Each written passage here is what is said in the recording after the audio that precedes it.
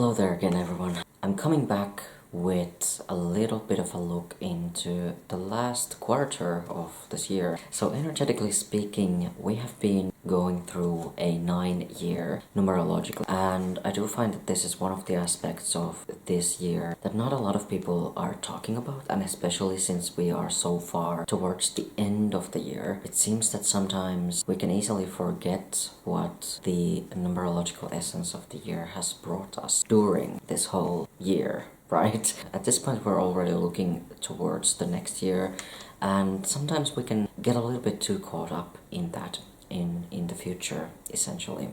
And so I wanted to just first of all remind us of this, that we're still in a 9-year, okay? And what this means for our spiritual growth, for our evolution, and for the remainder of the energies of this year is that we're still going to be doing integrating. We're still going to be embracing the frequency of the hermit, for example. We're still going to be wrapping up karmic chapters, and we're still going to be learning a lot. So one thing that I want us all to remember is that a 9-year is much more quiet than, say, the year before. 2024 was an 8-year. That's a very busy energy. It's a very hectic, moving, dynamic energy. 9 is a lot more quiet and introspective. The expansion and the growth doesn't happen through these huge ripples, but it more so happens through closing chapters, tuning within, learning your lessons. It happens through understanding what you are learning in each moment, okay? Perhaps in the year of 8, in 2024, this quick and rapid movement may have worked, and like taking action, constantly being everywhere, doing everything that you can in the book and even outside the book to, succeed and make shifts happen.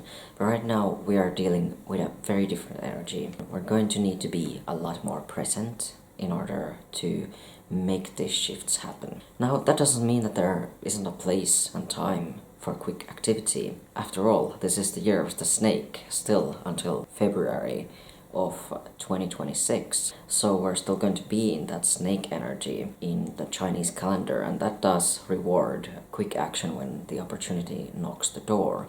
But sometimes we're going to have to pause and reflect. So what we're talking about here is that the energy of the 9 is not going to be busy for the sake of being busy. It's not going to be sort of hoarding on responsibilities. It's not going to be hoarding on things for the sake of it and just to have these experiences. But 9 is more about letting go. And the 9 is more about being intentional with what you're doing, okay? So it is a lot more about finding your very own center, kind of stripping away anything that really doesn't serve you, that really doesn't serve us, that really doesn't serve the highest good. Because the 9 is also a very, let's just say, service-oriented, and it's also oriented towards the highest good of all involved.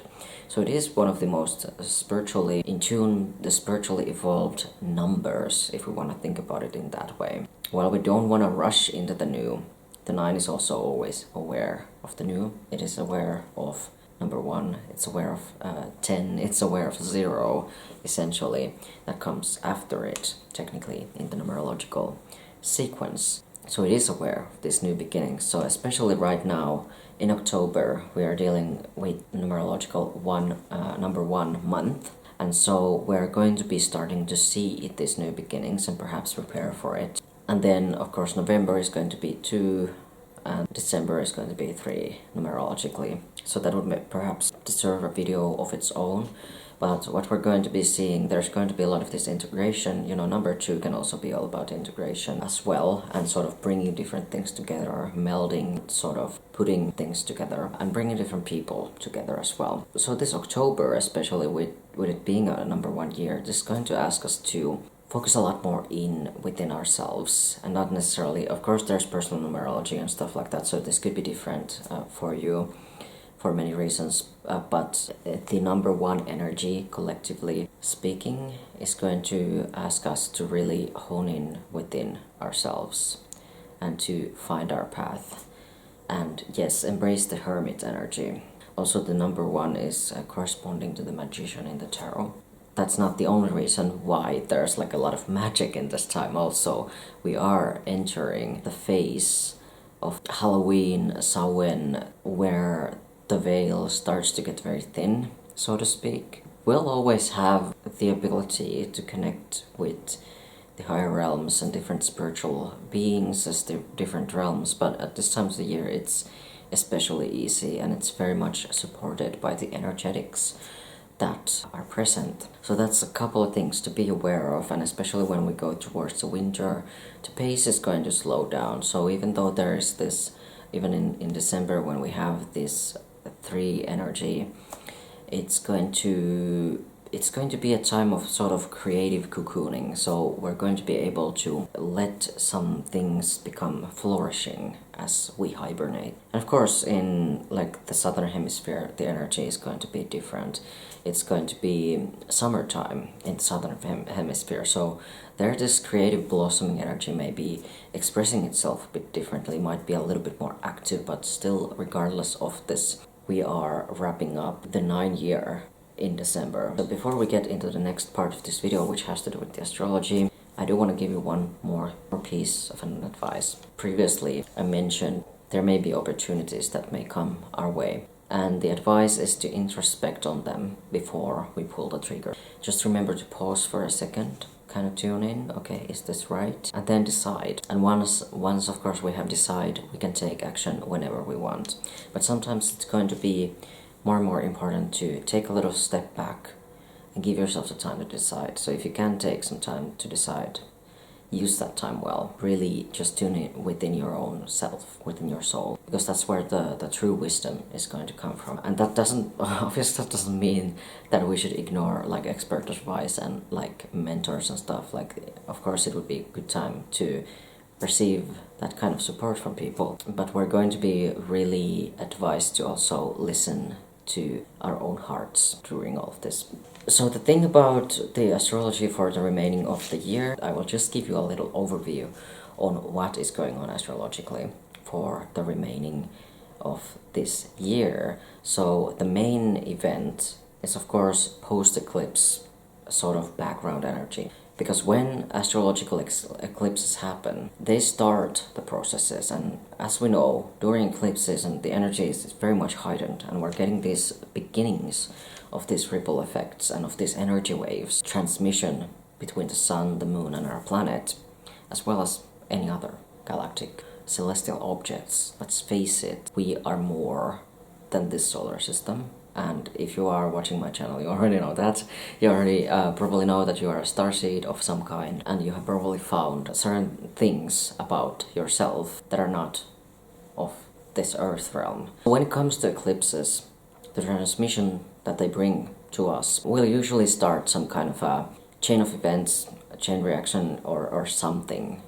Something usually will be started that is related to, of course, the houses that these nodes of the moon are placed in, or where they transit during the eclipse. And with these eclipses being in Pisces and Virgo, we have had a lot of opportunities to first of all wrap up old lessons and also really tune into some like past life gifts to really learn how to clear these repetitive realities. The new beginnings that have come through these eclipses in Virgo, since they did happen in Virgo season, so that would mean the new moons were in Virgo. They would happen almost as if we were eliminating something negative, and it could be something that perhaps we had some things where we had things and patterns that didn't serve our highest good, and then as we were able to eliminate those patterns, we were able to build a new reality. With the North Node eclipses, the lunar eclipse having been in Pisces, I would have sort of ended different chapters that would have brought us to a higher reality. So a lot of this ending energy within both of those.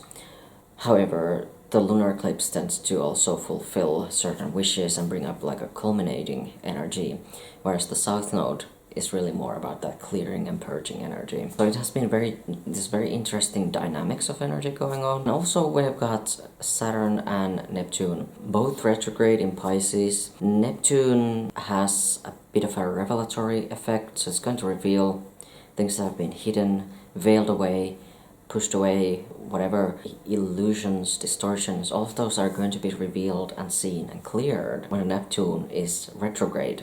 And once it goes direct, we might have a bit of a less straightforward energy, let's just put it that way. But that won't be until closer to the end of the year. And then in the beginning of the year, around, I think it was around the end of January, Neptune will be moving back to Aries. So then we're going to be Neptune in Aries for good. So now we might have some revisit to old themes. And again, we're just purging and clearing all of this old energy during the last fucking 3 months of a 9-year. Okay, so this all just makes perfect sense. It's all really aligned and coherent together. Now, Saturn being retrograde, let's get back onto that for a second. Saturn, when it's retrograde, kind of loosens up its hold. And not only does it loosen up its hold, it also removes certain obstacles. It can easily remove certain obstacles. It can sort of release its draining effects. But as a result, also certain boundaries or certain structures that may have been sort of very firm when Saturn was direct, those also loosen up. So this can mean that energy can kind of move in a lot more freely, and there are advantages to this, but there's also, can I just say, as an energetically empathic person, the disadvantage is that you will feel a lot more stuff. And I'm laughing at it because I don't want to like be the martyr who says like, oh my god, this is so awful, because it just is what it is. It's really neutral. Deep down we're going to feel things, especially if we are very sensitive to these things, then we're going to be feeling them. So this Saturn in Pisces energy especially, it's very sensitive, and it's very like this fluid energy, very much attuned to the spirit realm as well.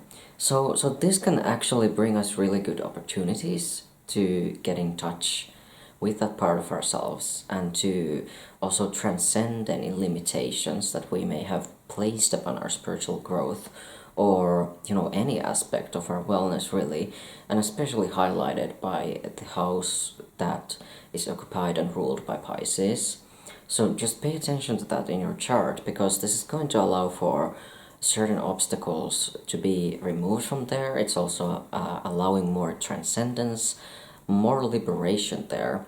But just be really mindful of those boundaries. So if there is like a strict boundary that you have, you're going to need to maybe be more assertive and stronger in regards to enforcing it. However, we do have supporting planets, so like Mars will be in Scorpio at least, I think, October, if not longer. It might be longer. And also Jupiter is in Cancer. So we do have these planets that are kind of supporting, like holding the good things within, okay? So those are going to be supportive. And of course, during Scorpio season, we're going to have more planets just going in Scorpio, supporting with a trine this Saturn energy. Uranus will go also briefly back into Taurus. So Taurus is also a very firm and stable energy, but it's not the favorite place for Uranus to be in, because Uranus is very free-flowing, liberating, rebellious even. When Uranus is retrograde, kind of the random energy and kind of this really, like, let's just put it this way, crazy energy that Uranus can sometimes bring, and sort of the turbulence, all of that kind of calms down. The storm kind of calms down, everything kind of relaxes. So then it will be like a little holiday for Uranus. Because of this very calm energy, this calm atmosphere, it's going to allow for things to stabilize and ground. So this would also be a good time for that, regardless of all of this heightened spiritual energy and this peak in spirit activity and all of this. We're still going to be able to ground everything, materialize things, also bring on getting like lucky breaks and sort of happy accidents kind of energy, where we may be able to really ground these things into existence. So these things that we maybe have been trying to manifest. But then there might be some challenges also in this regard, because Uranus will actually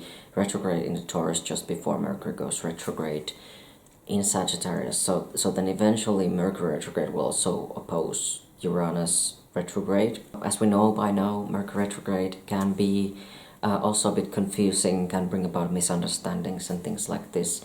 But this will also allow us to slow down and reflect and center, right? This theme of centering is also coming through Mercury retrograde here as well. You know, in Sagittarius it can be a bit scattered, but I think the retrograde is helping Mercury here actually. It's helping it to really calm down and not be so scattered and just running all over the place and trying to get to every single thing. And once it goes into Scorpio, we get a bit of a deep dive effect. We get to introspect and reflect a lot more. We get to really sort of merge our sort of mental faculties with the mystical. I would almost see this as the sort of higher mind integrating with the lower mind, racing from the astral to the higher causal field. So these are the kind of themes and opportunities and just the light that's emanating from our solar system into this realm. We're also going to be allowed to retrieve scattered energy. And of course, with Scorpio energy,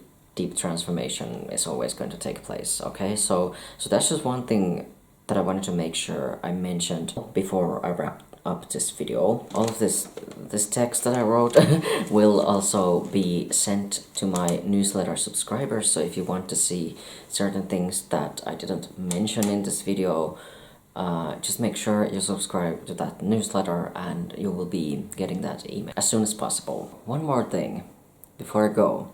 Remember that while these endings and this theme of endings and wrapping up cycles and letting go of things, while this theme may still continue for the next 3 months, these endings are making waves for new beginnings, and what you're letting go of is going to make room for new things to enter your life, or perhaps even just space for your mind, your soul, your heart to breathe.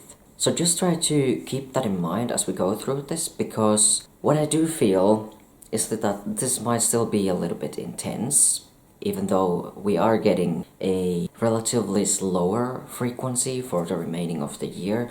We're still going to be experiencing very deep things here and just everywhere. And try to keep yourself just collected. Try to do your best to stay strong in frequency. Practice energy hygiene. I have good videos about that, and I also have some more deep topics coming in my videos that will be very useful for your path and hopefully help you through and support you during this time. But we can absolutely move through this at ease when we know how to really be, first of all, with ourselves, when we know how to take care of ourselves properly, as well as support others through their shifts and be there, be present with ourselves and others. That's just what I got for this video. Thank you very much for watching. If you are new to the channel, please subscribe, and if you are a returning viewer, please drop me a comment below and give this video a thumbs up. I am so glad to be back, and I will see you very soon. Stay inspiring.